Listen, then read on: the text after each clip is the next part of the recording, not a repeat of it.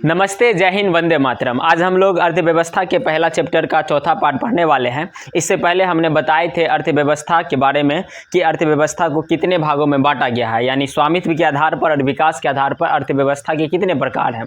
आज हम लोग जानेंगे कि अर्थव्यवस्था के विकास के बारे में, कि अर्थव्यवस्था में आखिर विकास कैसे होता है।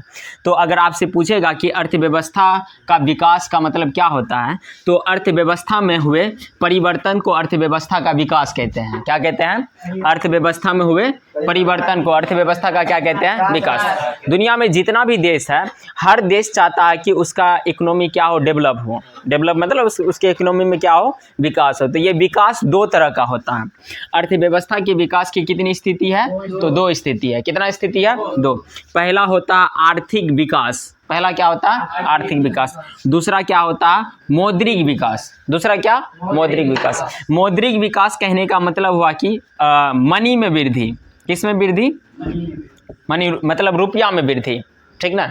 मौद्रिक विकास मतलब क्या होता है? रुपया में वृद्धि। किसी भी तरह के किस में वृद्धि होना चाहिए? रुपया में। और आर्थिक विकास का अर्थ होता है देश, किसी भी देश के अंदर जो भी चीज़ है, जितना भी चीज़ का उत्पादन होता है, वो किसके अंतर्गत आएगा? तो आर्थिक विकास के अंतर्गत आएगा, अर्थव्यवस्था के अंतर्गत आएगा। और अगर जब हम उसको धीरे धीरे मान लो कि अभी उत्पादन हम कर रहे हैं चीनी का जितना भी उत्पादन करेंगे, चीनी तो मुद्रा के रूप में है नहीं। मौद्रिक मतलब होता है जो कि रुपया के रूप में है। किसके रूप में है? रुपया के। और आर्थिक का मतलब होता है कि जो रुपया के रूप में है या नहीं है, लेकिन फिर भी वह मुद्रा है। जैसे कि मान लो कि तुम्हारे पास 5 केजी चीनी है। कितना केजी चीनी है? 5 केजी। तो इसका मतलब अगर हम चीनी 40 रुपया किलो के हिसाब से बेचते हैं, तो तुम्हारे पास कितना रुपया हुआ? 200। कितना रुपया हुआ? 200। ये 200 रुपया भी क्या है? तो एक तरह का मुद्रा है। भले वो मुद्रा के रूप में नहीं है, लेकिन है क्या? मुद्रा। तो इसको हम बोलते हैं क्या? आर्थिक विकास। और मौद्रिक विकास का मतलब मुद्रा में विकास, और आर्थिक विकास मतलब वस्तुओं में भी क्या होना चाहिए? विकास होना चाहिए। तो ये क्या होता है? तो आर्थिक विकास होता है। तो आर्थिक विकास का अलग अलग विद्वानों ने अलग अलग डिफिनेशन दिया। तो हम यहाँ दो विद्वानों के बारे में पढ़ेंगे। कितने विद्वान के बारे में? दो। तो अगर आपसे पूछेगा कि आर्थिक विकास से आप क्या समझते हैं, आर्थिक विकास से आप क्या समझते हैं, तो अर्थव्यवस्था में विकास, अर्थव्यवस्था में हुए परिवर्तन को अर्थव्यवस्था का क्या कहते हैं? तो विकास कहते हैं। क्या कहते हैं? विकास। अर्थव्यवस्था का विकास के लिए दो स्थिति है। पहला क्या? आर्थिक विकास। दूसरा क्या है? मौद्रिक विकास। आर्थिक विकास अगर पूछेगा कि आर्थिक विकास से आप क्या समझते हैं, तो इसमें बताना है प्रोफेसर रोस्टोव के अनुसार क्या कहा है कि आर्थिक विकास एक और श्रम शक्ति मतलब श्रम मतलब होता है काम, ठीक ना। श्रम मतलब क्या होता? काम, यानी मेहनत की शक्ति में वृद्धि और दर, और दूसरी ओर जनसंख्या में वृद्धि दर के बीच का संबंध है। मान लो कि हमारा देश का जनसंख्या बहुत ज़्यादा बढ़ रहा है। कहाँ का? भारत देश का। भारत देश का जनसंख्या लगातार बढ़ते जा रहा है। अभी कितना हो गया? 140 करोड़। कितना करोड़ हो गया? 140। कुछ बढ़े या न बढ़े, जनसंख्या नहीं रुकता है भारत। एक समय हमसे आगे कौन था? चीन। कौन था? चीन। अभी हम चीन को पछाड़ दिए हैं। क्यों कोई आगे रहेगा हमसे? रहेगा नहीं। कम से कम इसमें तो सबसे अव्वल रहना है, ठीक ना। तो हम लोग जो है ना, जनसंख्या के मामले में सबको पछाड़ कर कितने नंबर पे आ गए हैं? 1 नंबर पे। कितना नंबर पे? 1 नंबर पे। और ये बढ़ेगा धीरे धीरे बढ़ते इतना हम लोग बढ़ा देंगे कि हमारे आसपास कोई भटकना नहीं चाहिए। समझ में आ रहा है ना? कोई भी नहीं भटकना चाहिए। तो ये होता है क्या? जनसंख्या में वृद्धि। क्या होता है ये? क्योंकि जनसंख्या में धीरे धीरे क्या होते जा रहा? वृद्धि। अब दूसरा क्या? श्रम शक्ति में वृद्धि। मान लो कि हमारे देश का जनसंख्या धीरे धीरे बढ़ते जा रहा है, कोई शक नहीं है इसमें, बढ़ रहा है। लेकिन सोचो कि जनसंख्या तो बढ़ रहा है, लेकिन जनसंख्या का 1% लोग भी मेहनत नहीं कर रहा है। कितना परसेंट? 1%। जनसंख्या 140 करोड़। कितना करोड़? अगर 1% अगर हम निकाले तो कितना होगा? 1 करोड़ 40 लाख। 1 करोड़ 40 लाख क्या हो जाएगा? तो हमारा क्या हो जाएगा? जनसंख्या है। यानी 140 करोड़ का 1% कितना होगा? 1 करोड़ 40 लाख। अब सोचो कि 140 करोड़ जनसंख्या है भारत का, और मेहनत कर रहा है 1 करोड़ 40 लाख। क्या उससे हमारा देश का विकास होगा? नहीं ना होगा। सोचो, तुम कल्पना करो कि तुम एक पिता है, तुम्हारा एक पत्नी है, ठीक, और तुम्हारे घर में 19 गो बच्चा है। कितना है? 19। तो तुम दोनों मिलाकर कितना हो गया? 21। कितना हो गया? 21। तुम सोचो कि अकेले मेहनत कर रहा है, क्या कर रहा है, अकेले मेहनत कर रहा। जब तुम अकेले मेहनत करेगा क्या तुम्हारे घर का विकास होगा? नहीं होगा। तुम अपना घर का ना, अपना मतलब जितना भी बाल बच्चा बीवी है उसका घर का खाना भी पेट भरने के लिए जमा नहीं कर पाएगा। लेकिन सोचो तुम भी मेहनत कर रहा, तुम्हारी वाइफ भी मेहनत कर रही है और तुम्हारा जितना नन्ना मुन्ना है सब मेहनत कर रहा है, ठीक ना। जितना भी मेहनत कर रहा है, जो भी ला रहा है 10 रुपया 20 रुपया 30 रुपया, इससे तुम्हारा क्या होगा? विकास होगा। क्या होगा? विकास। तो जनसंख्या भी बढ़ा, जनसंख्या के साथ साथ पैसा में भी क्या हुआ? तो बढ़ोतरी हुआ, आर्थिक विकास में भी क्या हुआ? बढ़ोतरी हुआ। तो कहने का मतलब अगर जनसंख्या बढ़ेगा, जनसंख्या में क्या होगा? वृद्धि होगा। तो श्रम शक्ति में भी क्या होना चाहिए? वृद्धि होना चाहिए। ऐसा नहीं कि केवल जनसंख्या को हम बढ़ा रहे हैं, काम करिए नहीं रहा, काम में वृद्धि हो ही नहीं रहा। जब जनसंख्या में वृद्धि होगा, काम में वृद्धि नहीं होगा, तो जो पहले पैसा था वही पैसा बाकी में बढ़ जाएगा, क्योंकि पहले तो उतने था, कमा तो उतने रहा है, लेकिन जनसंख्या क्या होते जा रहा है? धीरे धीरे बढ़ते जा रहा है। तो क्या आर्थिक विकास होगा? इससे नहीं होगा। क्या वृद्धि होगा?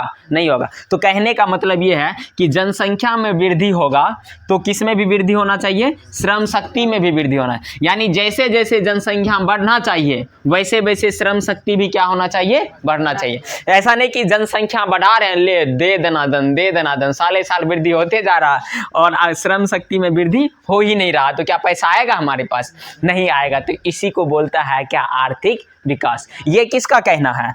प्रोफेसर रोस्टो के अनुसार। किसके अनुसार? Professor Rosto. अच्छा, प्रोफेसर मतलब अध्यापक, बहुत बड़े अध्यापक का कहना है कि आर्थिक विकास एक और श्रम शक्ति में वृद्धि की दर तथा दूसरी ओर जनसंख्या के वृद्धि के बीच का क्या है? तो संबंध है। यानी जनसंख्या बढ़े तो श्रम शक्ति भी बढ़ना चाहिए, ठीक ना। अब श्रम शक्ति बढ़े तो जनसंख्या तो ऑटोमेटिक बढ़ेगा, समझ में आ रहा है ना। लेकिन जनसंख्या बढ़ते जा रहा, उसके श्रम शक्ति में वृद्धि ही नहीं हो रहा। तो इस तरह से देश की अर्थव्यवस्था धीरे धीरे क्या होते जाएगा? तो कम होते जाएगा। क्या होते जाएगा? क्योंकि जो ऑलरेडी जितना पैसा कमा रहा है तो कमाइए रहा है, लेकिन मान लो कि पहले मान लो कि किसी देश की रुपया है 200 रुपया और यहाँ कितना लोग हैं? 10 लोग। कितना लोग?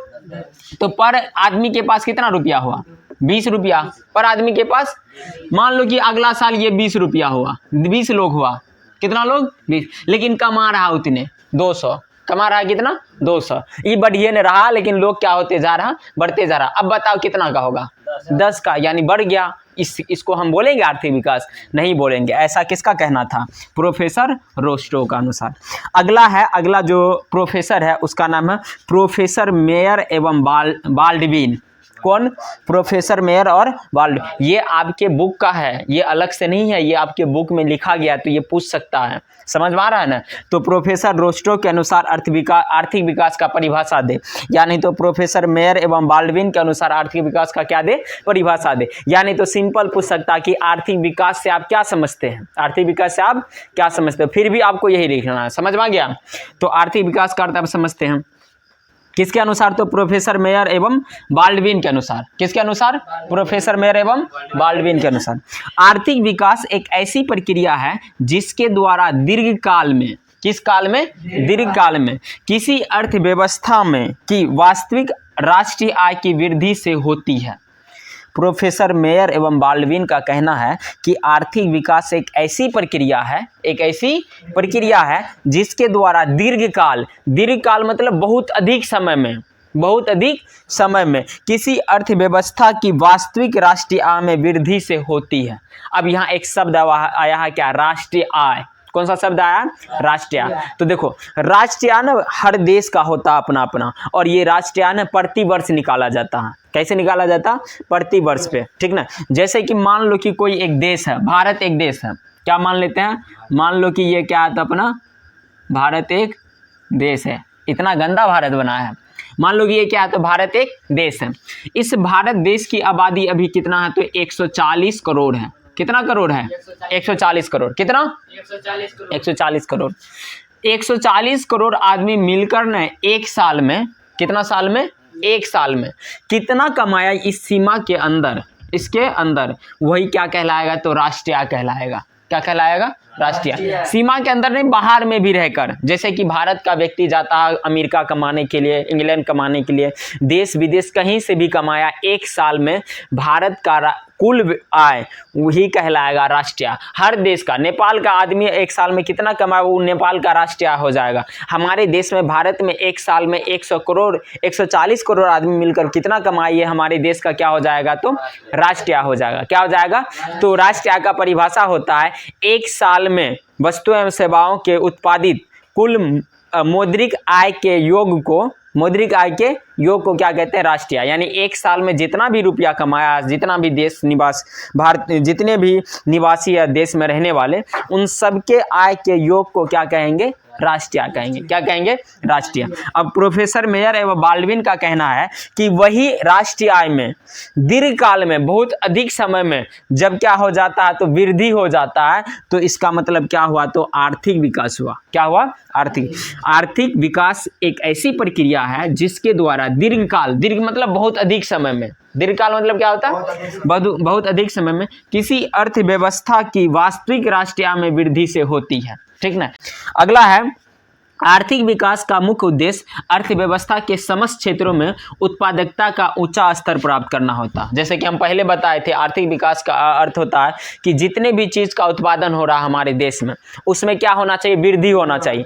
जैसे कि चीनी का उत्पादन हो रहा है तो उसको वृद्धि करो, उतना ही नहीं रखना, क्योंकि जनसंख्या बढ़ रहा है तो उसके अनुसार उत्पादन भी बढ़ना है। ठीक ना। दूसरी बात, इतना ही नहीं उत्पादन करना है कि केवल हमारे देश तक ही सीमित रह जाए, उसको दूसरे देश में भी क्या करना होगा, तो निर्यात करना होगा। तो सिंपल सी बात, कहने का मतलब सीधा साधारण बात है। अगर आपसे पूछे आर्थिक विकास को एक लाइन में परिभाषा दे तो सिंपल, आर्थिक विकास का मुख्य उद्देश्य अर्थव्यवस्था के समस्त क्षेत्रों में, अर्थव्यवस्था मतलब जिससे कि इकोनॉमी डेवलप हो रहा है, जिससे कि हमें आय प्राप्त हो रहा है, उसके समस्त क्षेत्रों में उत्पादकता को, उत्पादकता मतलब जो उत्पादन हो रहा है, ठीक ना, बनाया जो जा रहा, उसके स्तर को क्या करना, तो ऊंचा करना है। क्या करना है, ऊंचा करना। क्या कोई दिक्कत यहाँ तक समझ में आ गया ना। चलो हम आगे पढ़ते हैं, इसको उतारो। चलिए हम लोग आर्थिक विकास और आर्थिक वृद्धि के बीच में अंतर देखेंगे। क्या देखेंगे, आर्थिक विकास और आर्थिक वृद्धि के बीच में अंतर। अलग अलग विद्वानों ने इसके बारे में अलग अलग डिफिनेशन दिया है। तो हम सबसे पहले किसके बारे में देखेंगे, श्रीमती उर्सुला हिक्स। किसके बारे में, श्रीमती उर्सुला हिक्स और डॉक्टर ब्राइट के अनुसार इन्होंने क्या कहा है आर्थिक विकास और आर्थिक वृद्धि के बारे में। तो वृद्धि मतलब होता ग्रोथ, वृद्धि मतलब क्या होता है, ग्रोथ। तो वृद्धि शब्द का प्रयोग आर्थिक दृष्टि से, किस दृष्टि से, आर्थिक दृष्टि से विकसित देशों के संबंध में किया जाता है। कौन से देशों के संबंध में, विकसित। हम इससे पहले पिछली वीडियो में बता दिए थे कि विकास के आधार पर अर्थव्यवस्था को तीन भाग में बांटा गया। पहला विकसित, दूसरा विकासशील और तीसरा अविकसित।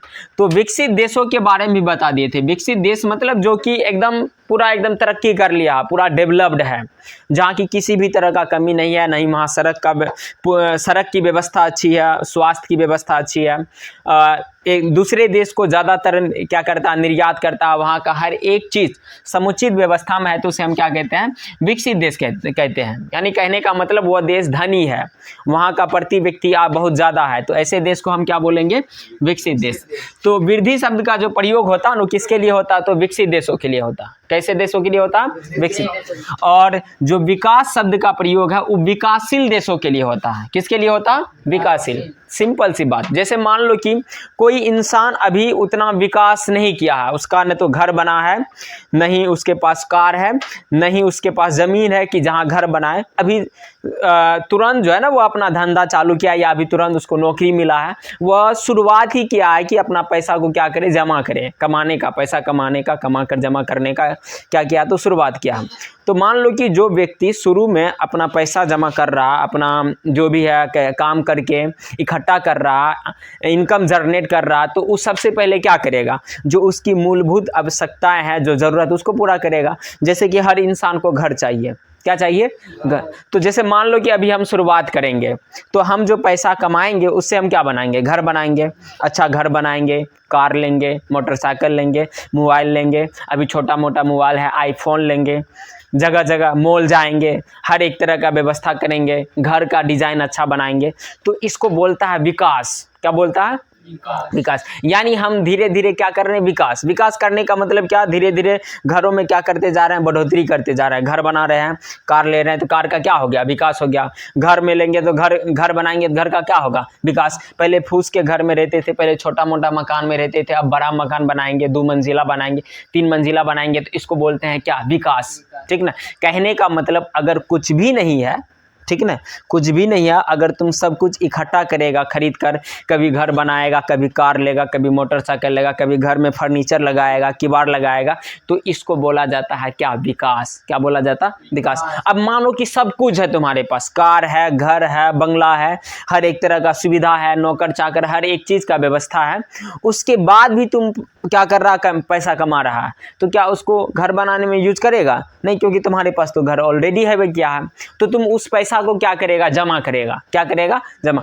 कहीं पे भी जमा करेगा, बैंक में, घर में, कहीं पे भी जमा करेगा। जो जमा करेगा ना, उसको बोला जाता है क्या, वृद्धि। यानी जैसे मान लो कि अभी है 5 लाख, अगला महीना 10 लाख, फिर अगला महीना 15 लाख, फिर अगला महीना क्या हो जाएगा, 20 लाख। तो ऐसे करते करते तुम्हारा जो इनकम वो क्या होते जा रहा, बढ़ते जा रहा। यानी इनकम में क्या हो रहा, तो वृद्धि हो रहा। क्या हो रहा, वृद्धि हो रहा। अगर कुछ भी नहीं है तो तुम सब कुछ जमा करेगा, इकट्ठा करेगा, घर बनाएगा, मकान जो भी है, कार लेगा, बंगला लेगा, जो भी लेगा, तो इसको बोला जाता है क्या, विकास। क्या बोला जाता, विकास। तो जिसके पास ऑलरेडी है, सब कुछ का सुविधा है, जिस देश के पास सब कुछ है, वहाँ की सड़कें अच्छी है, वहाँ का रहने सहने का व्यवस्था ठीक है, लोगों का प्रति व्यक्ति आय बहुत ज़्यादा है, तो ऐसे देश अगर जब कमाएगा तो जो विकास करेगा, तो उसके लिए जो शब्द आएगा क्या आएगा, तो वृद्धि का शब्द आएगा। क्या, यानी ऐसे देश क्या कर रहा है, तो वृद्धि कर रहा। क्या कर रहा, वृद्धि। और जिसके पास कुछ भी नहीं है वो तो अभी जैसे विकासशील, यानी अभी जमा ही कर रहा।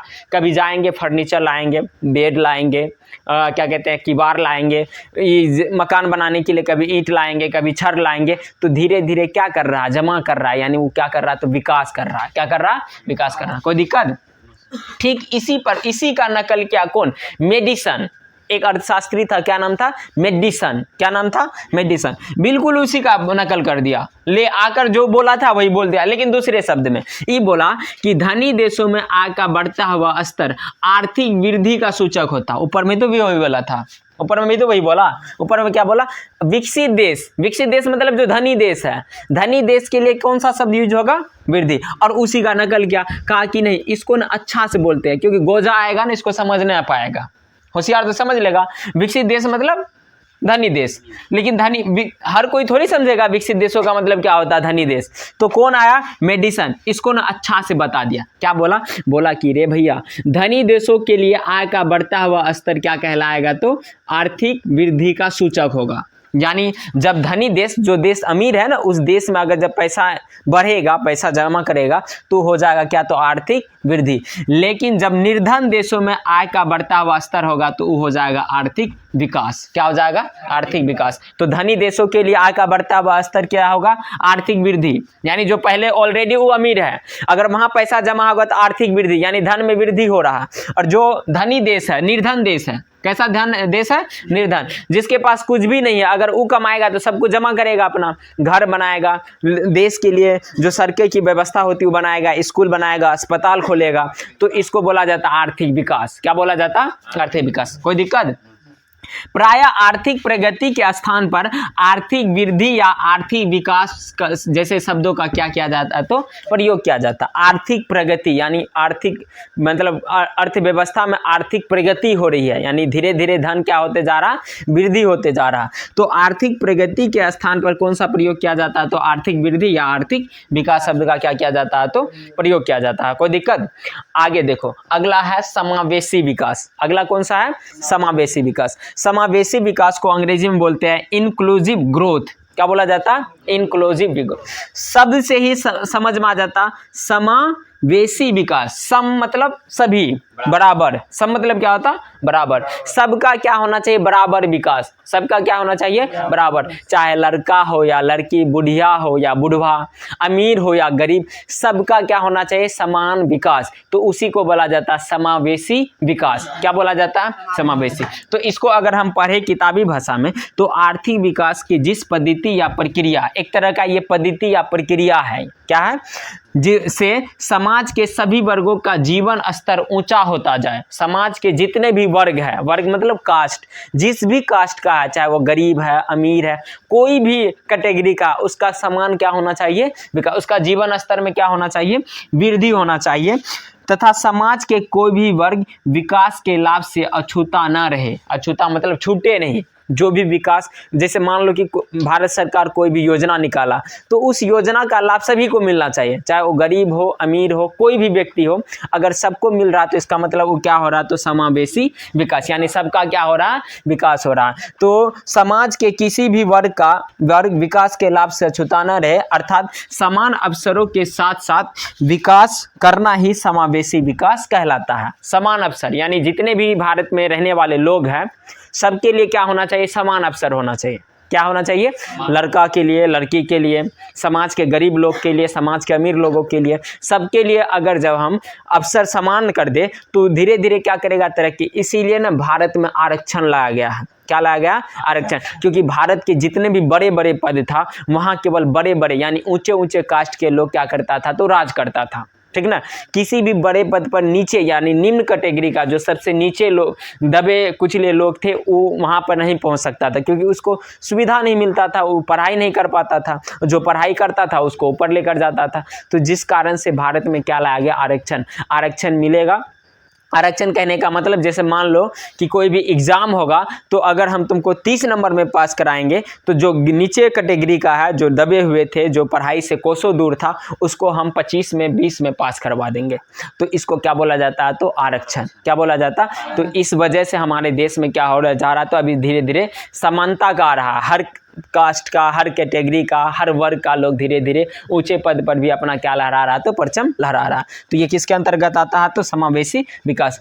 चलिए हम लोग सतत विकास देखते हैं। क्या देखने वाले हैं अभी, सतत विकास। सतत विकास को अंग्रेजी में बोला जाता है सस्टेनेबल डेवलपमेंट। क्या बोला जाता है, सस्टेनेबल डेवलपमेंट, ठीक ना। अगर आपसे पूछे सतत विकास किसे कहते हैं, ये बार बार क्वेश्चन पूछता है बोर्ड एग्जाम में कि सतत विकास से आप क्या समझते हैं या सतत विकास किसे कहते हैं।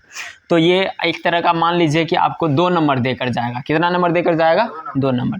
तो अगर आपसे पूछे कि सतत विकास किसे कहते हैं, तो विकास की वह प्रक्रिया जिसमें भविष्य की आवश्यकताओं को ध्यान में रखकर, किसकी आवश्यकता को, भविष्य में यानी फ्यूचर में जो होगा, जो ज़रूरत होगा, उसको ध्यान में रखकर वर्तमान विकास की प्रक्रिया को जारी रखना क्या कहलाता, तो सतत विकास कहलाता है। जैसे मान लीजिए कि हमारे पास पानी है, अभी क्या है, पानी है, तो पानी हम लोग क्या करेंगे, अभी बर्बाद करेंगे, सारा पानी बर्बाद, आधा पिएगा, आधा बर्बाद करेगा, यूज करेगा, गंदा करेगा।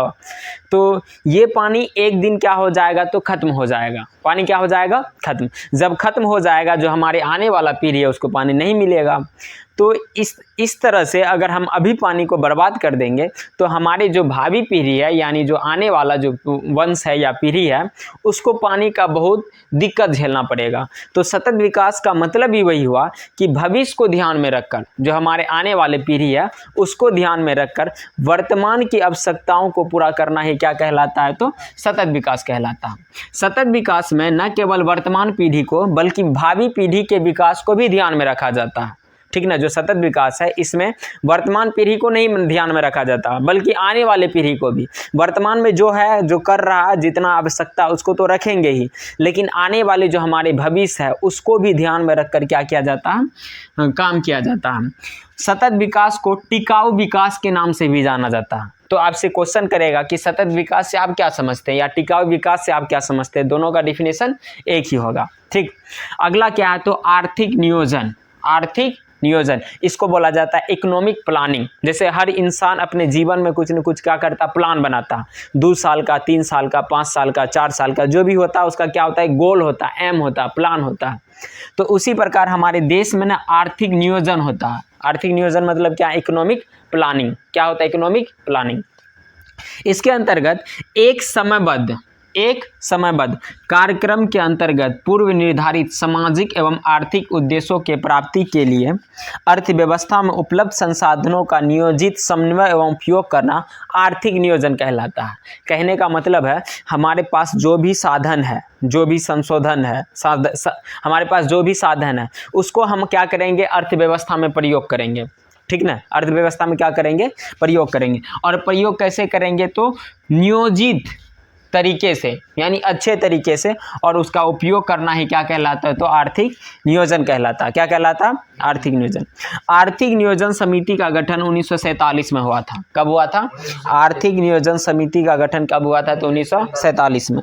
भारत में आर्थिक नियोजन के निर्धारित उद्देश्य निम्नलिखित है। देखो आर्थिक नियोजन से क्या क्या प्लानिंग किया जाता है, मतलब क्या क्या चीज में वृद्धि के लिए इसको प्लान किया जाता है। तो सबसे पहला है आर्थिक समृद्धि, यानी हम धन में क्या करेंगे, तो वृद्धि करेंगे। धन में क्या करेंगे? वृद्धि करेंगे। आर्थिक एवं सामाजिक असमानता को दूर करना, हमारे देश में जो भी सामाजिक और आर्थिक समानता है, यानी किसी के पास ज़्यादा पैसा है तो किसी के पास कम है।